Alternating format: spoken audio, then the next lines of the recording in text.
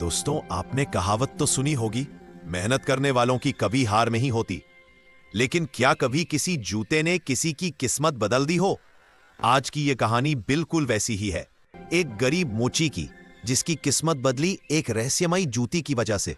गांव के बीचों बीच रहती थी एक छोटी सी दुकान, और उसी दुकान में बैठा था हमारा मोची रामूदास।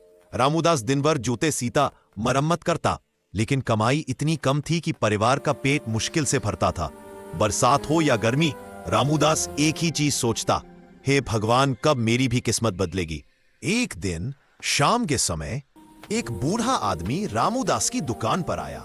उसने एक फटा पुराना जूता सामने रखा और बोला, बेटा, क्या तुम इसे ठीक कर सकते हो?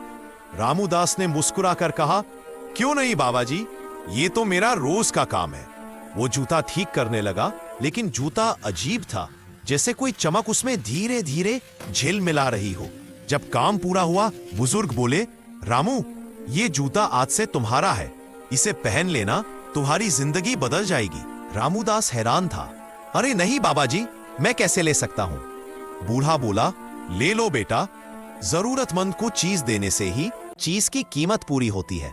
और वह धीरे धीरे भीड़ में गायब हो गया। रामूदास ने रात तक जूते को देखते देखते सोचा, चलो पहनकर देख लेते हैं। जैसे ही उसने जूता पहना, उसके चेहरे पर हल्की मुस्कान आई। दूसरे दिन दुकान खोली, और हैरानी की बात, आज उसकी दुकान पर भीड़ लगी थी। लोग आने लगे, जूते बनवाने लगे। पहली बार इतने पैसे मिले कि घर जाते हुए उसकी आंखें भर आई। परिवर्तन यही नहीं रुका, हर दिन काम बढ़ता गया, हर दिन ग्राहक बढ़ते गए। अब रामूदास ने अपनी टूटी दुकान की मरम्मत करवाई, घर की हालत सुधारी। इसी बीच उसने एक बात सीखी, किस्मत तभी बदलती है जब इंसान खुद बदलने को तैयार हो। रामूदास धीरे धीरे गांव का सबसे मशहूर मोची बन गया। पर सबसे खास बात यह थी, वह गरीबों से पैसे नहीं लेता था। भगवान ने मुझे दिया है, मैं आगे बांटूंगा। लोग कहते, रामूदास के हाथ में जादू है। लेकिन रामूदास जानता था, जादू जूते में नहीं, उसकी नीयत में था। एक दिन वही बुजुर्ग फिर से रामूदास की दुकान पर आए।